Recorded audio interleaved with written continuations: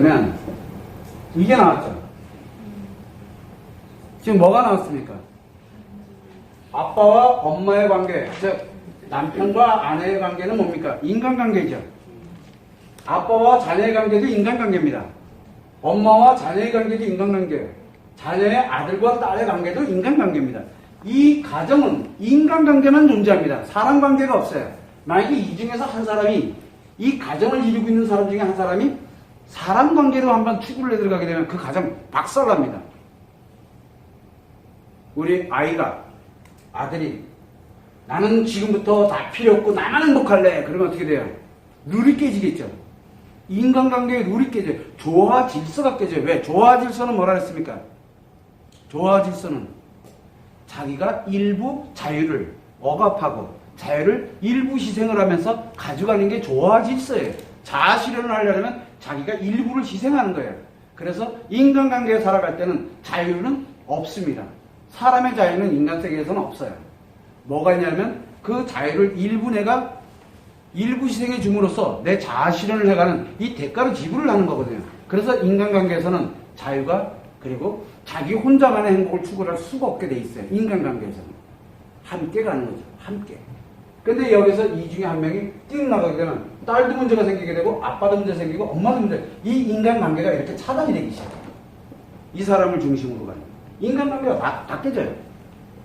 그래서 우리가 나 혼자 자유로울래 그리고 집 뛰쳐나가면 그 집 건강해지죠?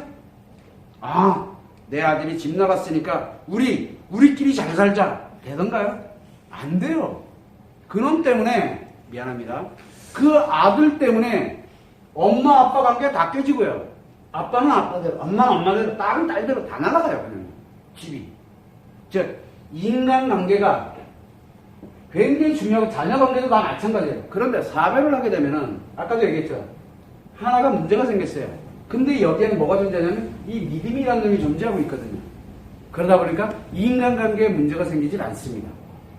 놀랍게도 사별을 하게 되면 인간관계는 문제가 안 생겨요. 인간관계는 문제가 안 생기는데 왜 해체가 되느냐? 믿기 때문에 그래요. 믿음 때문에, 믿음.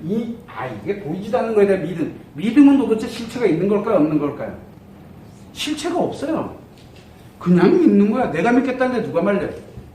그래서 믿음이라는 게 존재하게 되다 보니까 무엇을 갖게 되냐면 재밌게도 인간관계 있죠.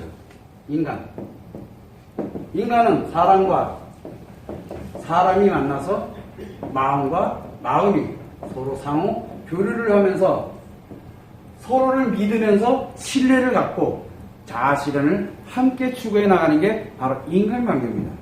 자, 그렇다면은 여기에 가장 중요한 이 마음과 마음에 믿음이라는 게 존재하고 있는 이상 인간관계가 파괴가 되지는 않아요. 내가 떨어져 있다 그래서 그 인간관계가 끝난 건 아니에요.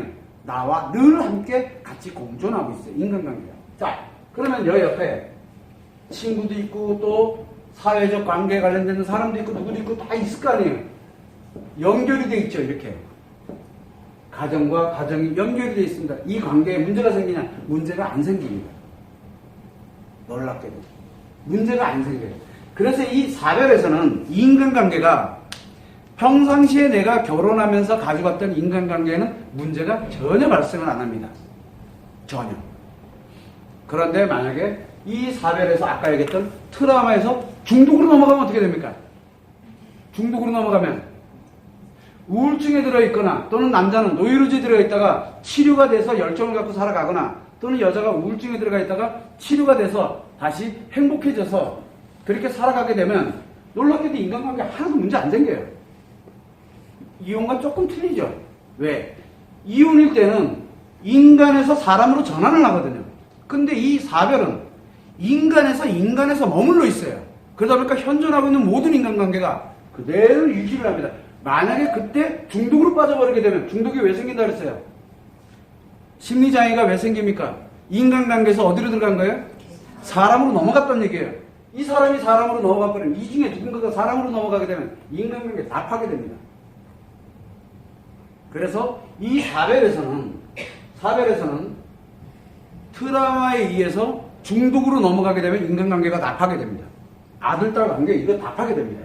인간관계 전체가. 그거는 이혼의 심리장애와 동일해요. 사별의 심리장애일 때는 인간관계가 파괴가 되질 않아요. 그런데 이혼일 때는 어떻게 됩니까? 어쨌든 사별로 넘어갔기, 이제 인간관계에서, 인간에서 사람으로 넘어갔기 때문에 인간관계 자체가 자기 의지대로 되는 게 아니라 싹 다 바뀐다 그랬죠. 인간관계가 싹 바뀝니다. 그래서 우리는 결혼해서 살다가 이혼을 하게 되면 인간관계가 싹 다 전체가 다 바뀝니다. 안 바뀌려고 발버둥 치면 심리장애 들어가는 거예요. 바뀌는 거를 인정을 해야 돼요. 그런데 사별은 인간관계가 하나도 안 바뀌어요. 만약에 그것이 자기가 심리장애로 들어가면 자기 이유로 인해서 인간관계가 파괴되면 파괴됐지, 그 자체, 즉 사별했다는 그 자체 때문에 인간관계에 문제가 생기질 않는다는 얘기예요. 또 한 가지, 자녀관계가 있죠. 자녀관계는 결국 뭡니까? 안 파괴된다는 얘기예요. 그래서 이혼한 가정에서 자녀가 문제 생기는 것은 훨씬 확률이 높아요. 왜? 관계가 바뀌기 때문에. 근데 사별에서는 관계가 안 바뀌기 때문에, 관계가 안 바뀌다 보니까 자녀들이 그렇게 무너져 내리질 않아요. 자녀들이 트라우마를 입질 않습니다. 그래서 사별 가정은 놀랍게도 자녀들에게 트라우마로 작용을 하질 않습니다. 왜? 바로 뭐가? 믿음이 존재하고 있기 때문에. 아직은 존재하고 있으니까. 그건 누가 그럽니다. 이혼하지 말고 팍! 죽어 비리지.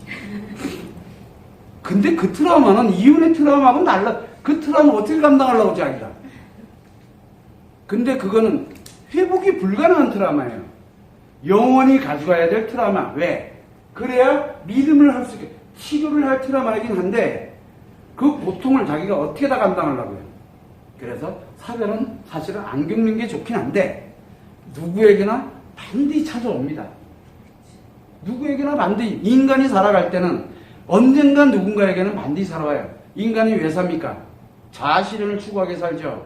그 자아실현이 멈추는 날이 언제입니까? 죽는 날이에요. 내가 죽게 되면은 나를 중심으로 갔던 모든 인간관계에서는 사별 트라우마를 겪습니다. 나를 중심으로 모두. 죽은 사람은 모르잖아.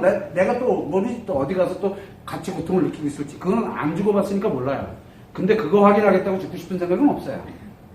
자, 그 얘기는 무슨 얘기냐면 내가 오늘 죽더라도 내일 죽더라도 이런 인간관계가 유지는 되고 있다는 걸 알아야 되고, 그 유지가 될 수 있는 이유가 바로 고통을 느끼면서 나를 믿는다는 것 때문에 고통을 느끼게 만드는 그런 인간관계가 존재하고 있다는 거예요. 그래서 이 사별에서는 인간관계가 파괴되지는 않습니다. 놀랍죠? 이혼일 때도 인간관계에 문제가 생기고, 재혼일 때도 인간관계에 문제가 생기고, 그 다음에 연애할 때도 인간관계에 문제가 생기고, 그리고 우리가 뭘 할 때? 결혼할 때도 인간관계에 문제가 아니죠. 변화가 일어나요. 어떤 것이 됐든지 간에 반드시 인간관계가 변화가 일어나게 되는데 놀랍게도 사별에서는 인간관계가 변하질 않아요. 그래서 사별에서는 인간관계 때문에 문제가 생기진 않습니다. 자기가 문제가 생겨서 인간관계를 다 파괴시키는 한이 있더라도 정반대죠. 그래서 다른 거는 몰라도 이 사별에서는 인간관계 걱정을 하지 않아도 됩니다. 그거는 언제든지 늘 유지가 되고 있다는 것을 알고 계시면 돼요.